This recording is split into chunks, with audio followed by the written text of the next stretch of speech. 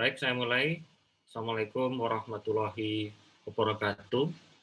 Waalaikumsalam warahmatullahi Waalaikumsalam wabarakatuh. Waalaikumsalam warahmatullahi wabarakatuh. Baik, alhamdulillah.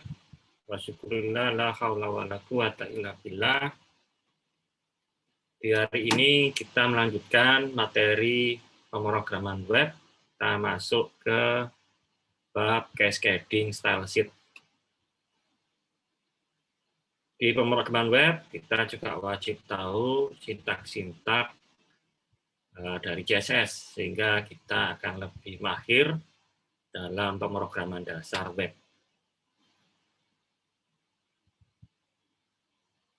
Saya memberikan materi sumbernya dari luar, Irina McGuire, yang memang relevan dengan materi yang kita pelajari di hari ini. Di materi ini, kita akan mempelajari apa itu CSS, lalu harapan kita dengan CSS itu apa, dan seberapa familiar Anda dengan HTML. Tentunya yang nomor 3, pertanyaan nomor 3, itu sudah kita pelajari 2 minggu terakhir ya. Sehingga di hari ini, kita bisa menjawab HTML, kita sudah familiar. Lalu, contoh untuk CSS yang cantik, Anda bisa melihat website, alamatnya di w3cssengarden.com.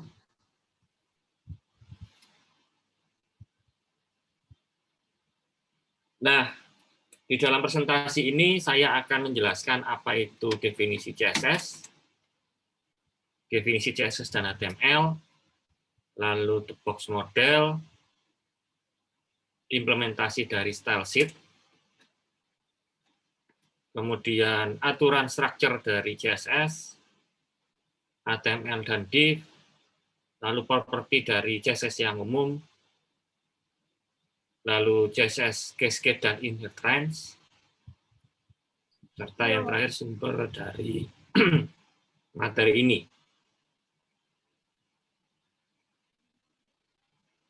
Apa itu CSS? CSS singkatan dari cascading style sheet.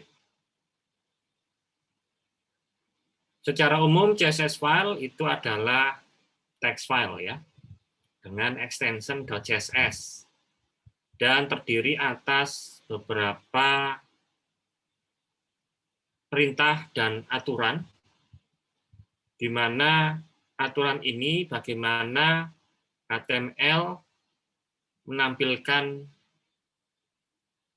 tampilannya ya, dengan baik.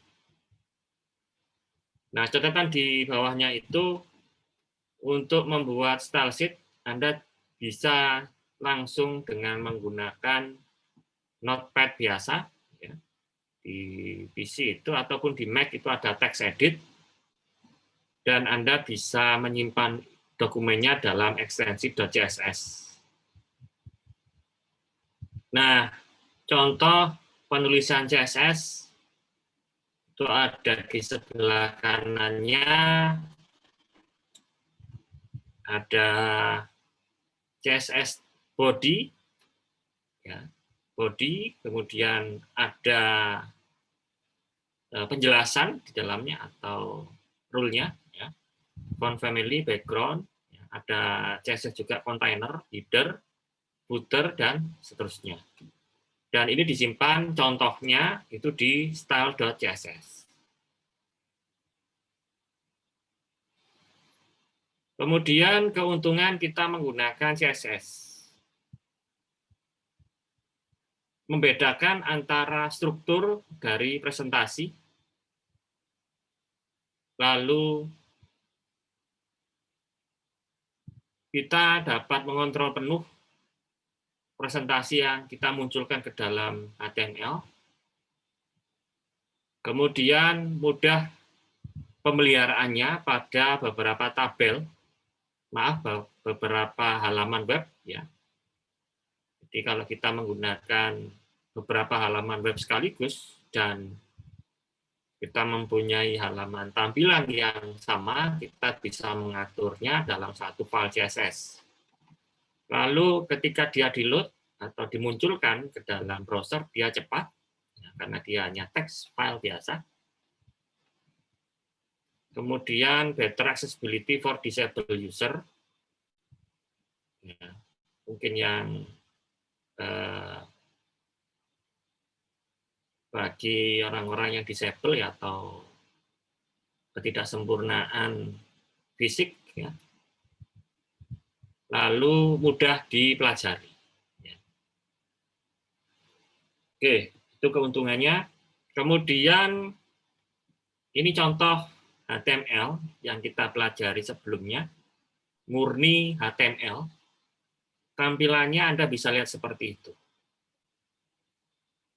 Ya, istilahnya jelek lah, ya, nggak bagus, nggak cantik.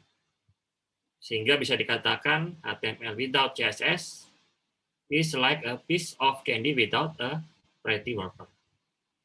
Jadi HTML tanpa CSS itu ibaratnya sebuah permen tanpa membungkus yang cantik. Tanpa CSS, HTML itu atau elemen HTML itu secara tipikal dia dari atas ke bawah, ya, dan dari kiri ke kanan. Dengan CSS membantu kita dapat membuat sebuah kontainer atau div ke dalam konten yang dapat kita atur.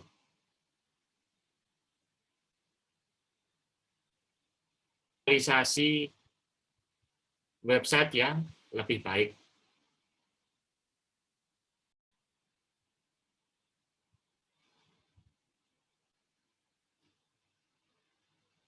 Kemudian HTML dan CSS.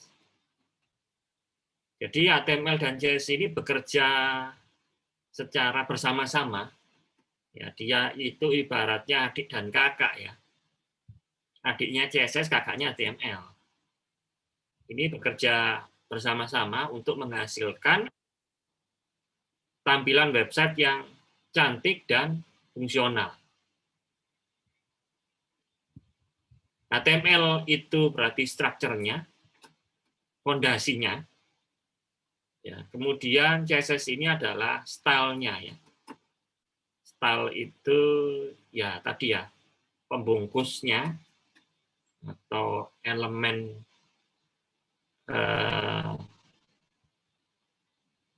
elemen pembantu untuk mempercantik HTML. Jadi kalau ibaratnya HTML itu mulai dari fondasi, ya, kemudian dari temboknya sampai gentengnya. Nah, kemudian CSS itu misalnya temboknya di aci, kemudian lantainya di keramik, ya, temboknya di cat juga, ya. Jadi kalau sebetulnya HTML saja kan sudah bisa, ya, tapi dengan CSS ibaratnya tadi ya, kita mempercantik rumah. Nah, ini CSS tadi itu keramiknya untuk lantai, temboknya di cat, ya. Kemudian jendelanya itu diberi kaca yang baik, gitu ya. Nah, seperti itulah ibaratnya antara HTML dan CSS, saling melengkapi. Tapi CSS tanpa HTML juga nggak bisa bekerja, ya. Karena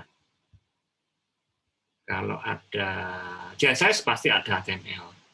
Tapi kalau misalnya ada HTML, belum tentu ada CSS. Tetapi sekarang ini, semua halaman web pasti ada CSS-nya.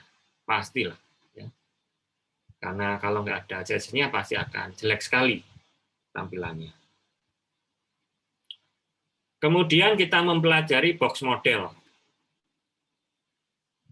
CSS bekerja pada model box, ya, atau kotak. di mana secara tipikal sebuah website itu terdiri atas beberapa kotak yang saling tergabung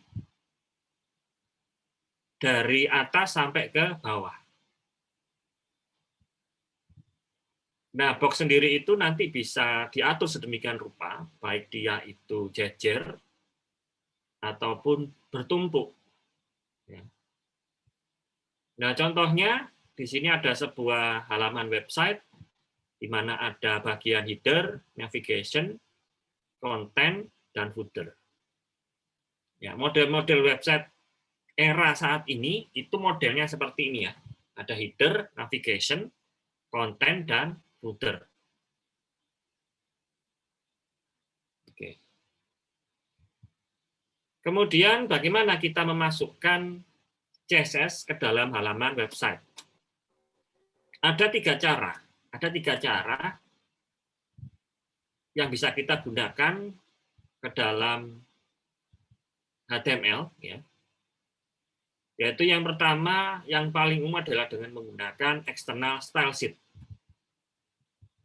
Jadi kita membuat sebuah file CSS, ya. Kemudian kita panggil di halaman HTML dengan cara seperti itu. Link rel sama dengan style sheet, type text CSS, media all, href. Href itu sumber filenya di mana? Nah, sumber filenya itu misalnya di folder CSS /style.css.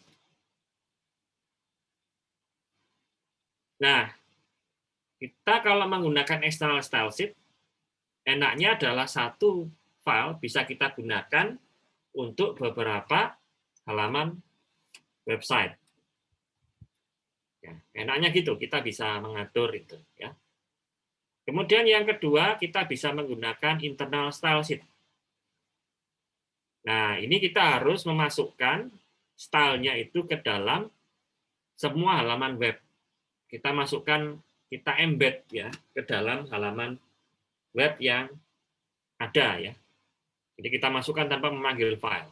Contohnya itu ya, kita tuliskan dalam halaman website di sembarang ya, dimanapun, biasanya di hit ya, atau di bagian atas, style type text CSS, heading 1, color-nya merah. Kemudian berikutnya adalah inline style sheet. Kalau inline style sheet, kita masukkan style-nya, CSS-nya itu ke dalam setiap tag di dalam halaman HTML. Jadi ada tiga cara yang bisa kita lakukan untuk memasukkan CSS ke dalam halaman website. Nah, berikutnya adalah aturan penulisan CSS. Ya. Nah, ini wajib Anda ketahui ya, karena programming maka kita harus hafal sintaks. Kalau bicara masalah web design, mungkin kita ya, pakai tool saja sudah create sendiri gitu ya. Tapi dalam dunia pemrograman kita wajib hafal sintaks, walaupun nantinya kita bisa minta bantuan tools. Yang pertama adalah selektor, kemudian kurung kurung buka, kurung kurung tutup, di dalamnya ada properti dan value-nya. Diakhiri dengan tanda titik koma.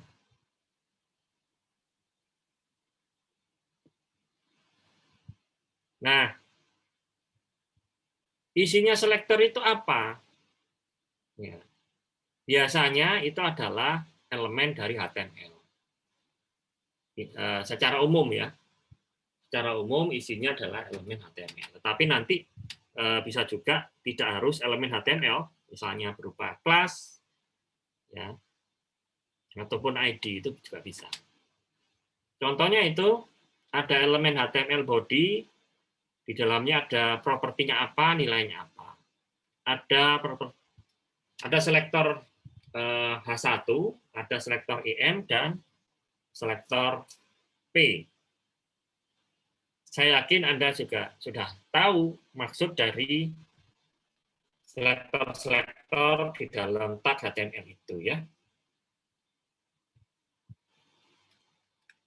Kemudian pembahasan berikutnya antara properti dan nilai.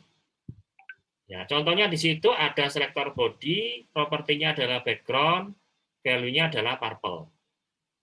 Ada selektor heading 1, propertinya color, value-nya adalah green. Heading 2, font size large, P, color red.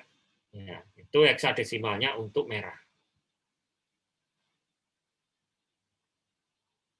Nah, sehingga kalau bisa kita baca di situ ada, kalau kita kenakan CSS ini ke dalam sebuah halaman web, maka di halaman web tersebut bodinya akan berwarna purple. Kalau ada tulisan heading 1 akan diwarnai tulisannya hijau. Lalu kalau ada heading 2 tag HTML maka ukurannya lebih besar daripada seharusnya.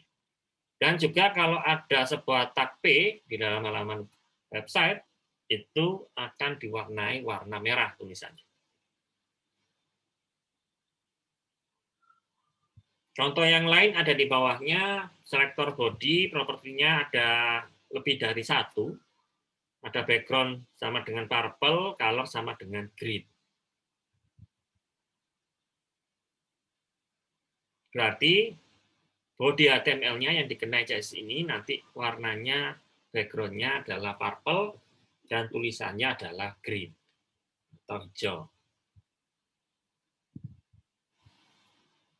Nah, kemudian kita berbicara masalah grouping selektor, ya, di mana grup selektor yang sama yang ada di bawahnya itu akan dijadikan satu selektor saja dengan beberapa properti di dalamnya. Anda bisa pakai cara yang di atas, ya, ini bukan grup selektor, ya, heading 1 selektornya propertinya color, warnanya black. Heading 1 propertinya font weight, value-nya adalah bold. Heading 1 background propertinya adalah white. Nah, ini lebih simple kalau Anda pakai selektor satu saja, heading 1, di mana propertinya ada color, ada font weight, dan ada background, masing-masing value-nya seperti yang sudah ditentukan.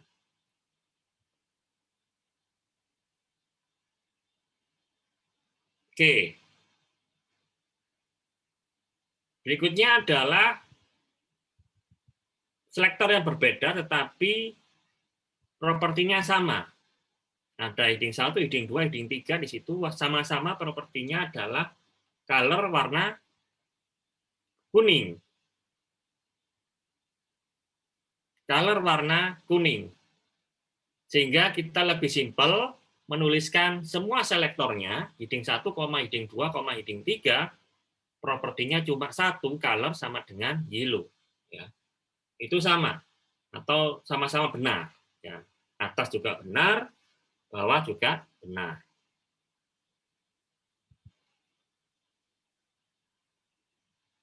Berikutnya, menuliskan komentar di dalam CSS. Nah, maksud dari penulisan komentar itu intinya mempermudah kita membaca coding. Ya, intinya itu. Ataupun membantu orang lain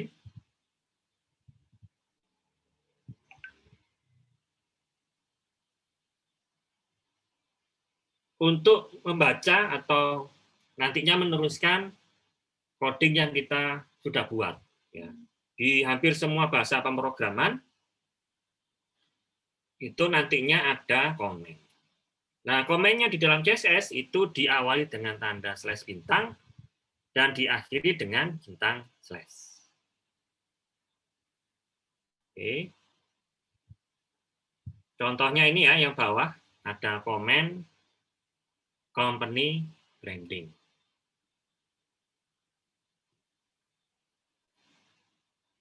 Oke, kemudian tipikal web, sebuah halaman web seperti yang tadi, ada header, ya, ada menu, ada main, ada footer.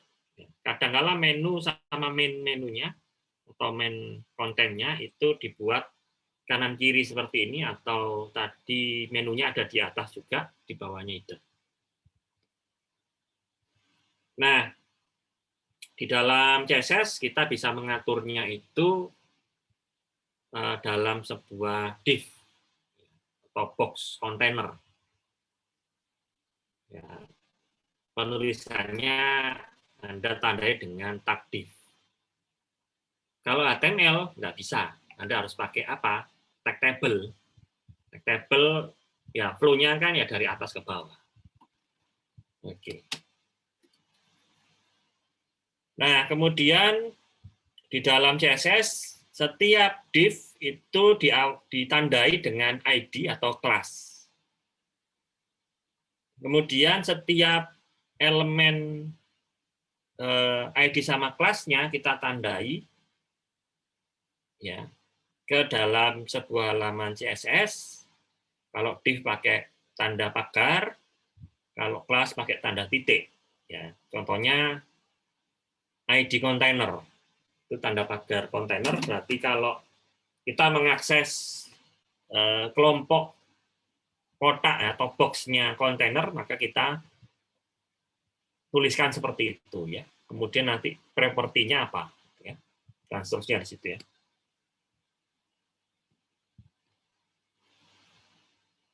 Kemudian pembahasan ID dan kelas. ID itu sifatnya unik dan hanya dapat digunakan satu pada halaman web.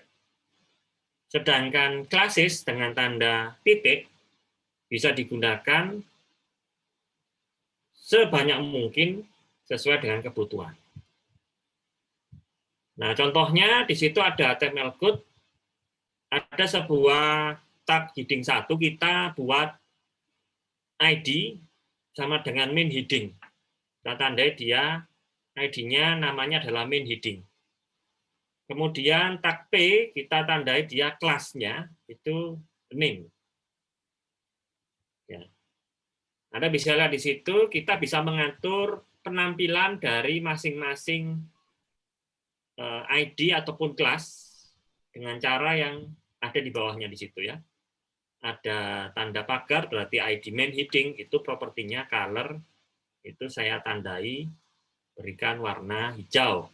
Sedangkan kelas name titik ya itu warnanya tulisannya saya warnai merah.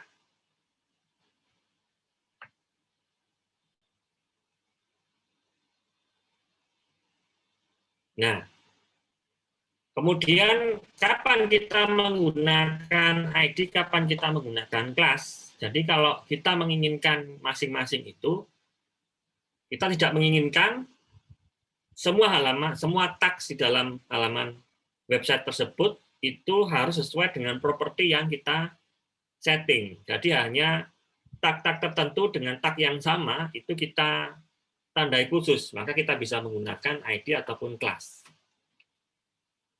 Anda bisa gunakan ID ataupun kelas terserah Anda apa yang Anda suka gitu ya, karena fungsinya sih sama saja. Lalu berikutnya membahas mengenai box property atau property box. Di dalamnya ada properti background color,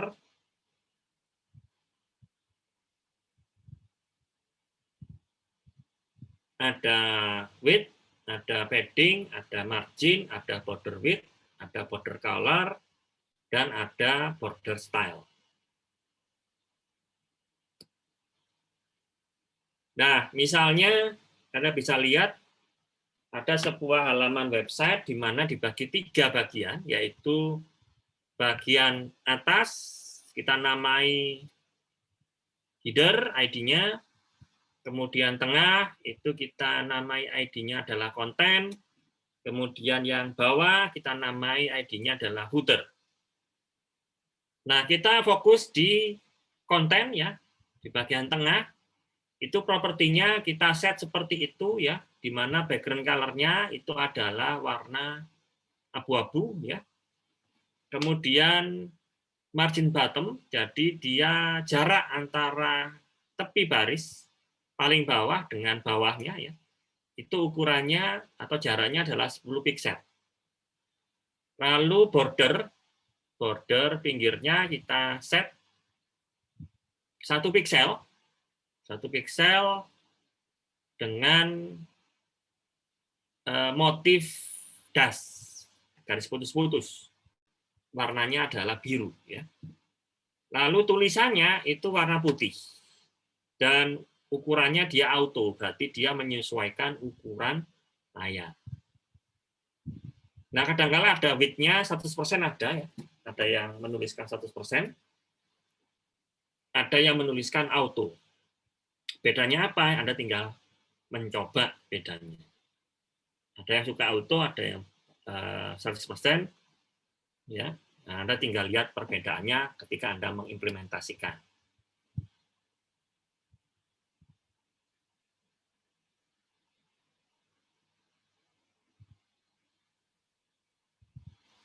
Oke, berikutnya adalah common CSS layout property. Ya, layout sendiri itu nanti ada property width, ada property height, ada property float, clear, border, padding, dan margin. Anda bisa lihat di situ ada kalau margin berarti antara batas tepi atas, kiri, kanan, dan bawah dengan sekelilingnya itu dikatakan margin. Kemudian padding itu jarak antara tepi box dengan tulisan itu dianggap sebagai padding ya. Lalu width height, Anda bisa lihat di situ, width berarti lebarnya box, height adalah tingginya box. Sedangkan border itu adalah tebal dari tepi border.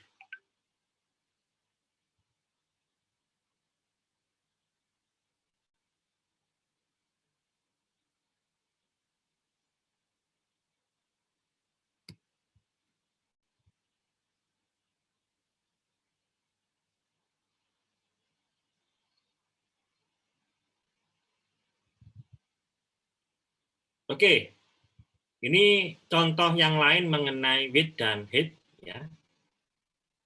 Anda bisa lihat di situ ada ID box di mana ada width sama dengan 50 piksel, 50 em, ada 100%, ada auto.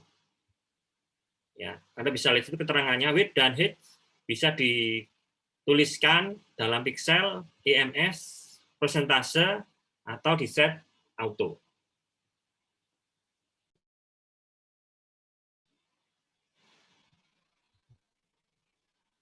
Oke, saya lanjut. Kemudian property float. Float itu nanti bisa kita set left atau right. Di float sendiri atau property float itu membuat elemen itu mengambang relatif terhadap posisi dari tulisan. Ya, jadi kalau misalnya float left, berarti kita bayangkan bahwa nanti box-nya itu ke kiri, sedangkan tulisannya dia akan otomatis mengisi ke kanan. Kalau yang teks HTML biasa kan nggak bisa, dia pasti akan tulisannya akan pasti ke bawah atau box-nya akan ke atas, nggak bisa dijadikan satu. Ya, jadi ada left, ada mungkin center ataupun right. Ya. Tapi di sini left right saja. Kemudian clear. Jadi ketika elemen itu float atau mengambang, nah dia akan terus mengambang, terus akan mengikuti format box yang sudah ditentukan. Nah, ketika properti clear itu diberikan, maka box-nya tadi itu akan geser ke new line ya, atau baris baru. Ya, jadi ada div ID box 1 dan box 2. Nah, ini kita set float-nya entah kiri entah kanan. Ketika kita inginnya box 3-nya itu tidak float lagi, maka kita berikan properti clear. Ya. Sehingga nanti tidak ada tulisan yang ke kiri ataupun kanan. Ya. Nah, seperti itu. Nah, ini contohnya box 3-nya sudah tidak mengikuti format dari box 1 dan box 2, maka kita set clear box. Ya. Dia akan geser ke halaman selanjutnya. Oke, kemudian border. Nah, border sendiri itu ada top, right, bottom, dan left. Nah, Anda bisa definisikan border itu secara spesifik. Secara spesifik itu ada yang atas,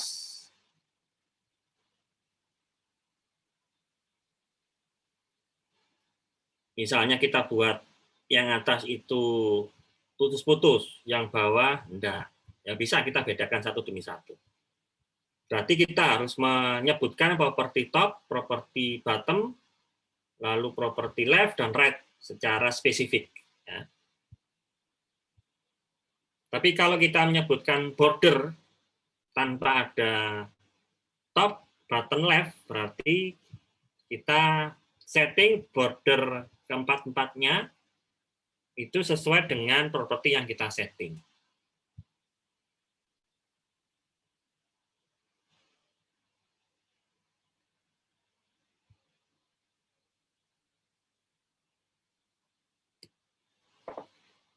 Kemudian padding. Padding tadi itu jarak antara border dengan tulisan. Ya, itu padding. Ya. Nah, Anda bisa lihat di situ kalau padding saja, berarti jarak tulisan dengan border, itu berarti ukurannya sama. Tapi kalau Anda definisikan padding left, padding right, padding bottom, atau padding top, maka jarak antara tepi kiri, tepi kanan, dan bawah dengan tulisannya akan berbeda-beda. Nah, itu contohnya. Lalu juga margin, ya margin tadi sudah saya jelaskan, jarak antara tepi border dengan sekelilingnya. Ya. Kalau Anda sebutkan dia margin saja, berarti dia adalah jarak antara tepi border dengan kiri, atas, kanan, dan bawah. Tapi kalau Anda sebutkan cuma left, ataupun right, ataupun bottom, ataupun top, berarti dia spesifik pada kiri, ataupun kanan, ataupun atas, ataupun bawah. Ya. Kemudian membahas property text. Jadi di dalam property text, kita bisa mengatur style dari masing-masing tag yang kita munculkan.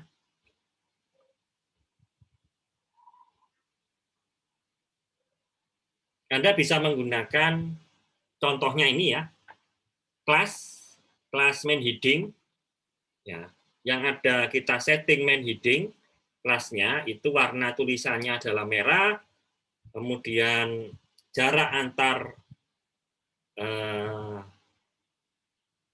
huruf itu adalah 5 pixel, kemudian style dari hurufnya akan di uppercase, jarak antar kata itu adalah 15 pixel, text align-nya adalah rata kiri, dia menggunakan font tipe Times, kemudian text decoration-nya itu ada garis bawah, ukuran font-nya adalah 12 pixel, style-nya adalah italic atau miring, dan dibuat bold. Ya.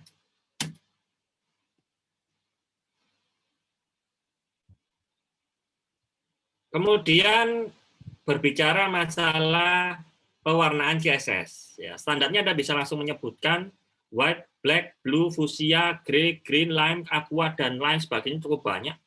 Tetapi tidak selengkap dari penomoran dengan menggunakan heksadesimal. Ya, heksadesimal itu yang umum. Ya, penggunaan nomor heksadesimal itu adalah paling umum yang bisa kita gunakan dalam dunia website.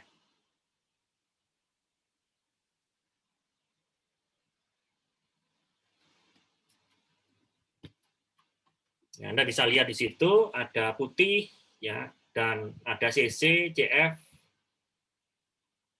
CC, CF, 0F. Nah, nggak tahu warna apa itu ya. Ya, tidak semua warna itu bisa didefinisikan namanya ya. Karena satu sama lain atau beda satu digit saja itu sudah warnanya beda. Cuma kadang-kala mata tidak bisa melihat jelas perbedaannya ya. Ya, kalau dinamakan banyak sekali jelas ya.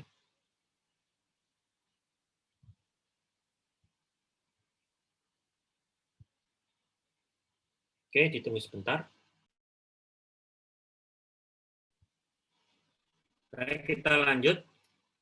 Berikutnya adalah mengenai style link. Ya, kekuatan utama di halaman web itu adalah links ya. Dan biasanya link itu stylenya ataupun gayanya itu warna biru, kemudian ada underscore ya. Kalau itu link biasa tanpa ada style di dalamnya. Nah, Anda bisa mengubah gaya yang biasanya ada di linknya HTML dengan cara seperti ini ya. Jadi Anda menyebutkan selektornya itu A.2, kemudian ada link, ada visited, ada aktif, dan ada hover. Kalau link itu berarti ketika pertama kali di-load CSS-nya ada tulisan yang kita berikan link, itu akan masuk ke properti atau ke selektor link ini ya. Di mana standarnya itu contohnya ya, warnanya merah, tag decoration-nya adalah yang biasanya ada underline itu hilang, kemudian ada bordernya ya ternyata 1 piksel. Ya, Anda bisa lihat itu ya contohnya link ini, contohnya link yang tulisan merah itu ya. Itu ada border bottomnya, tapi dia dash tipenya, warnanya merah. Lalu background-nya di tulisan link itu warna putih. Begitu nanti kita dekati tulisan link, itu nanti dia di hover. Hover itu yang nanti warna tulisannya itu jadi warna orange. Jadi warna orange. Ya. Tapi begitu nanti diklik, ketika dia diklik itu tulisannya jadi green. Begitu nanti sudah selesai klik, dia berubah warna tulisannya jadi yellow. Ya. Nah, itu Anda bisa pakai ini ya, link ini, styling links. Kemudian image. Nah, properti yang ada dalam image itu di dalamnya ada background image, ada background repeat, ada background position, dan background attachment. Ya, background image, background repeat, background position, dan background attachment.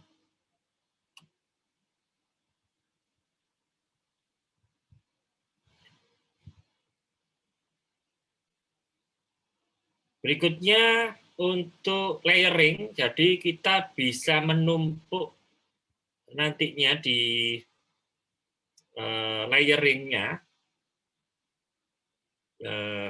ada div ID BG, kemudian main, ada box. Nah, jadi kita bisa saling menumpuk antar box ya di dalam style ada maaf di dalam CSS-nya HTML. Kalau HTML biasa kan nggak bisa. Nah, ini nanti kita bisa buat property layer di dalamnya. Ini nggak dicontohkan di sini, nggak dicontohkan. Tapi yang jelas ada layer. Kemudian background image. Ya, Anda bisa lihat di sini ada tag LI. Ini kan ada numbering ya sebetulnya, tapi tipenya adalah unordered list UL, di mana nanti ada list itemnya kita ganti, yang biasanya ada bulatnya atau kotak itu kita ganti dengan background. Nah, backgroundnya di sini adalah flower, ya flower.jpg, dan dia rata kiri, ya, dia rata kiri.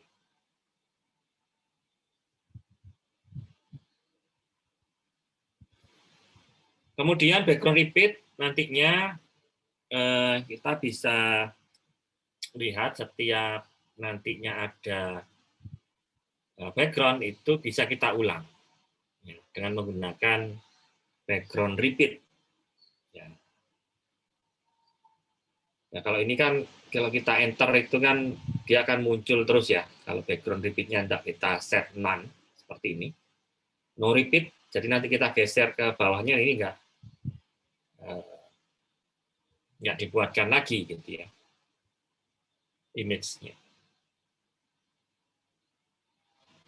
Kemudian image position juga begitu ya, dia bisa kita taruh di atas, ya atas, kiri atas, kiri tengah atas, kanan atas, kiri bawah, tengah bawah, atau kanan bawah. Kita bisa atur di situ ya. Image position-nya bisa kita atur sedemikian rupa ya dengan menggunakan image position. Kemudian the power of cascade.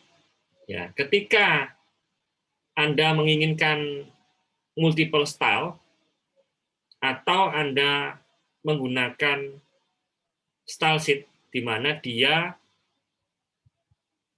start to cascade ya. Jadi dia dimulai dari cascade dan sesekali kita menggandengkan antara CSS satu dengan CSS yang lain. Ya, jadi inginnya adalah kalau kita punya sebuah style yang sama ya pada tag yang sama, maka apa yang terjadi? Nah, yang terjadi adalah seperti itu ya, inline style or directly applied style itu akan menang atau yang didahulukan. Ya, ketika sebuah style itu kita menemukan style yang sama. Jadi misalnya ada style heading 1 ya. Heading 1 Anda buat propertinya di external style sheet. Nah, kemudian Anda membuat lagi internal style sheet heading 1. Sedangkan heading 1 itu Anda panggil setelah Anda memanggil external style sheet. Maka yang menang adalah internal style sheet. Kecuali kalau Anda internal style sheet-nya Anda taruh di atas, baru di bawahnya Anda memanggil external style sheet, yang menang adalah external style sheet. Jadi yang paling bawah itu adalah yang menang. Dan yang paling menang yang diantaranya adalah yang Anda pakai inline. Anda tulis langsung di tag-nya, itu yang paling menang. Karena dia langsung ke sasarannya ya, ke tag-nya itu dibandingkan dengan yang tadi tulis terakhirnya ya di inline itu. Nah, itu yang dimaksud dengan the power of cascade. Jadi kalau misalnya Anda misalnya ya memanggil atau mempunyai sebuah template CSS, kemudian Anda menginginkan style sheet yang berbeda di satu halaman itu saja, Anda tulis ulang di dalam style sheet di bawahnya. Anda bisa pakai external style sheet juga di bawahnya, atau external style sheet kemudian internal style sheet, atau bahkan inline style sheet. Itu yang akan dimenangkan. Dan nomor 2 itu clue-nya ya, the last style sheet declare in the header section, itu yang menang.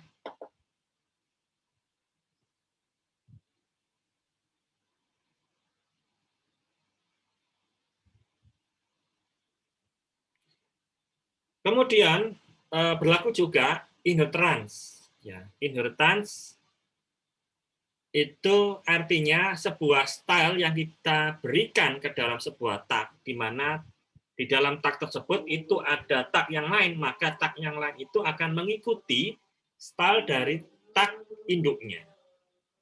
Contohnya ini ya, body style font family Arial.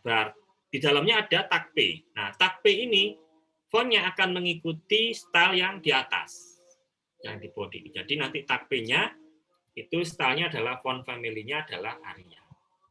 Tanpa kita menyebutkan tag P itu fontnya apa. Itu sudah otomatis ya. Dia namanya inheritance. Nah, atau pewarisan sifat kalau di dalam dunia programming OOP ya.